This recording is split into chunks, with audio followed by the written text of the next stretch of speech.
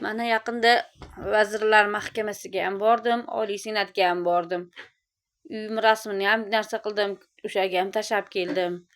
Lekin mana 3 yildan beri Oliy Senatga ariza qilayotgan bo'lsam, mana natija yo'q. Javobi kelmaydi.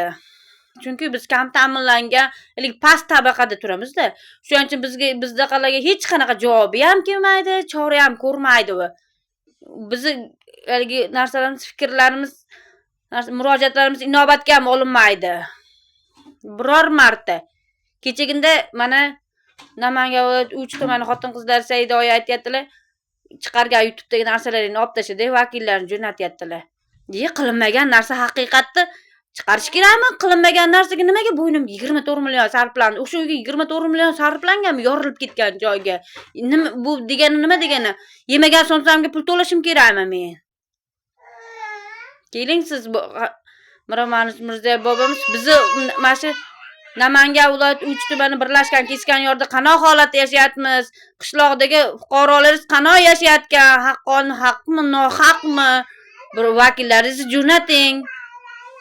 Zoir Mirziyoyevni jo'nating, ko'rsinlar, nazoratga olsinlar.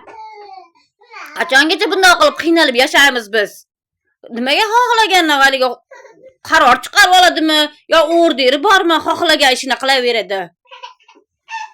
Biz tepsalanib o'lsak, ham ta'minlanganlar ekskavatorda chuqur kavlab ko'mib ketilaverar ekanda. Chunki nimaga bular jamiyatda o'rni yo'q deb. Biz qachongacha qiynalib yashaymiz?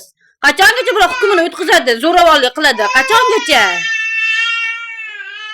Ma'naviy zararimizni kim to'laydi? Qachon to'laydi bular? Xohlagan ishini qilib. Homilador holatimda mana o'sha jinnixonaga sudradi. O'shanda mana davlinam o'shib, mana 8 oylik chaqalog'imni yuragida teshigi bor tug'ildi. O'sha insonni deb, o'sha uchastkovoy deb. Nimaga bularga chora ko'rilmaydi, nazoratga olinmaydi? Nimaga mahalla komiteti xotirjam haqorat qiladi? Nimaga uni inobatga olinmaydi? Qachongacha shunaqa bo'ladi?